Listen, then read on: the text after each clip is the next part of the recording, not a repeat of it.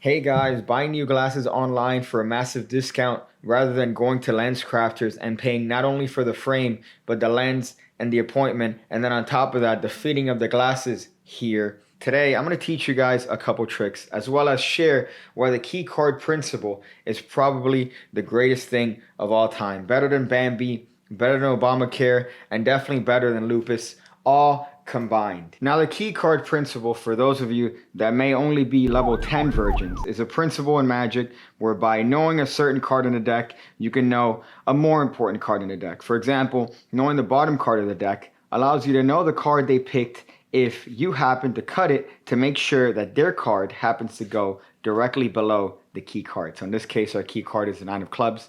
Their very special card is the King of Diamonds, and then this happens to go directly on top, which guess what? If you happen to spread through the cards, lo and behold, what do you see? You see the Nine of Clubs, your special card, right there to the right of it, their special card. Now, the key card principle is, of course, something that's very useful when done correctly. Luckily for you guys, you have the Pigcake Magic Academy, where only $5 a month gets you 2 different videos a week going over magic, moves, theory, whatever it is that gets you from a beginner all the way to an expert level in magic, with over 100 videos already that you get access to the moment you sign up. What? Huh?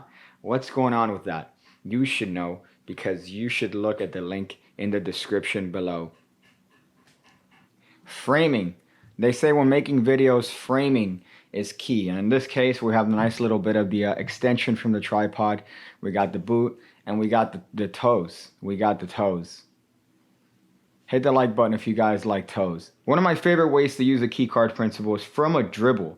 Now, for those of you guys that don't know, a dribble is this thing, which requires level 30 virginity minimum, at least to do it like I do. Now, it requires at least level 47 virginity to do it like this, which is apparently called the anaconda for some reason. The way this works is very simple. You dribble the cards, and you have a willing participant say stop whenever it is that they want, assuming that they aren't running away from you.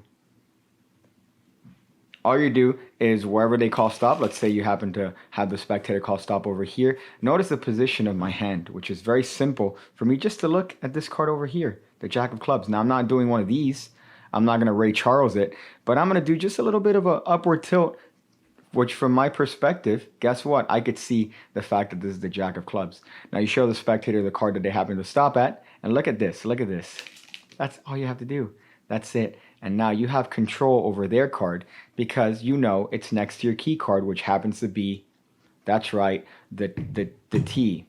The T.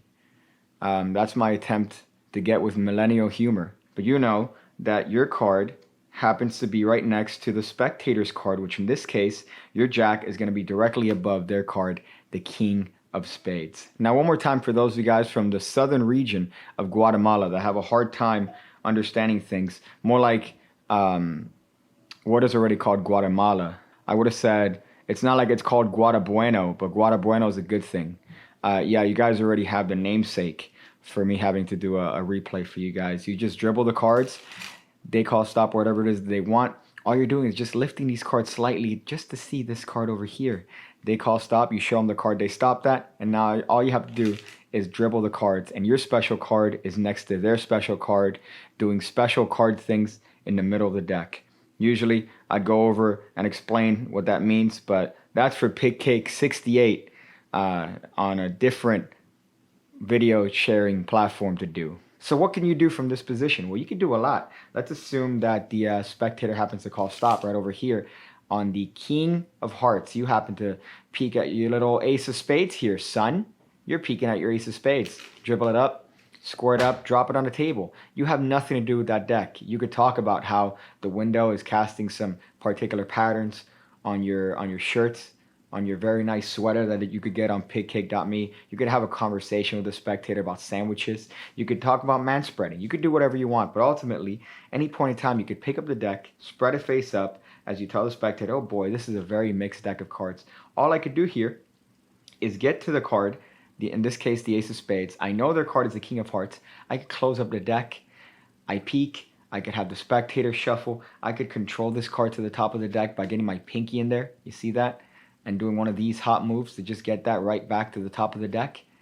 Boy, there are a lot of things you could do, but it's a very simple thing. You could even just straight up cut the card to the top of the deck. You could even straight up do that. Just go, oh man, this is a very shuffle. Did you shuffle this deck? Yeah, you mixed the crap out of this deck, man. I don't know if I could do this. Oh boy, and of course, guess what? That's a lie. I got their card to the top of the deck because that's what we do. We're magicians. We're dirty, disgusting, decrepit, virgin liars. And if that was a short card, imagine if this right here is a short card. Oof. Oof. You don't even need to spread the cards face up. All you have to do is just find a short card. Maybe riffle shuffle it to the top of the deck. You could do a bunch of different things if it was a short card without even having to spread the cards face up. What a wonderful little premise. I only wish somebody had a project based on short cards that goes over all different aspects of short card magic. Here's another thing you could do with a key card and a one-handed cut. You happen to peek at the bottom card like a good boy and have them pick any card they want. Look how fair this is. Look how fair this is. They touch this card right over here. Look at this. Their card goes in the middle. Look at that. Look at that. I'm doing nothing. I'm doing nothing. And now, guess what? By knowing your special card and remembering your special card with the King of Hearts, you know their special card by just spreading through the deck. If that was any more fair, my mom would have called me to tell me that I'm adopted. But at that point, you could do anything. You could do anything. You could spread through the cards face up just by remembering your key card, maybe peeking at their card. You could close up the deck, read their mind, do a little bit of a Kreskin imitation, right? For all you golden gals that know who Kreskin is. What I love about the key card principle is that you could be lazy. You don't have to work. All you have to do is memorize one card, and that's it. You're ready to get control of the card easier than oil on a golden tooth. Well, that's it, guys. Thank you for watching this video. It's been Lies. All lies. That's a lie. Your boy Pigcake likes to give you money for your time here. So I'm going to show you another thing you could do with the key card principle that's fairly simple to do. All you have to do here is use the key card principle to ascertain a card that they pick. In this case, our key card will make it something memorable like the King of Clubs. They touch any card they want. In this case, it's the 4 of Spades. That card gets in the middle of the deck. And then you claim to be able to memorize the cards. You're going to memorize the cards here real quick. So you go through the deck, you do whatever process you want. Some people like to introduce the concept of pain to memorization. So by breaking a certain bone, I'm able to now memorize the cards better. You could do whatever it is you want. But guess what? I spread through the deck. I know their card, in this case, 4 of Spades. As I'm apparently memorizing the cards, and I go, okay, good. Okay, this is what I want you to do. I'm going to turn around, and what I need for you to do is just remove your card. I just want you to take your card and put it in your pocket. Now, don't remove other cards, all right? People have done that, and it's stupid. You're not going to be funny for doing that. As a matter of fact, if you do that, I will know, and I will kill you. But just do me a favor, take out your card, and let me see if my memorization technique worked. Of course, the spectator goes through. They take out the card that they picked away from the deck. Of course, you don't know that. All you have to do here is go through the cards and pretend like you happen to go, oh man, oh boy, I think I see a card missing. I feel like there's a card missing. I feel like this deck, yeah, you definitely took out the 4 of Spades. And you could do it in whatever speed you want, but it gives the spectator, again, the impression that you were able to memorize the cards and figure out that they happen to have taken out the 4 of Spades from the deck. Nice little effect, and all you're doing is a key card principle. No work on your end. No work. It's time to take the work out of Magic and put in the laziness. All right, put in the fat into Magic.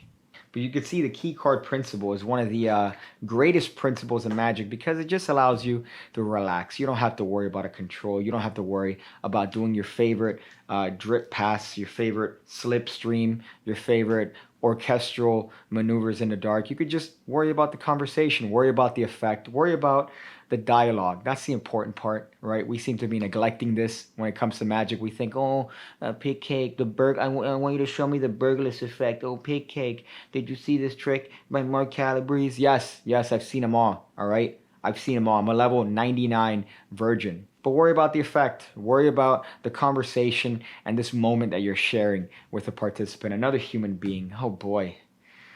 Thank you guys for watching this video. I hope you enjoyed it. Do all the things people do.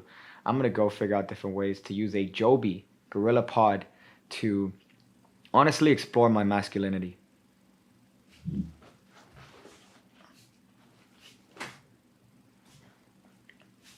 Oh. That's good. That's good.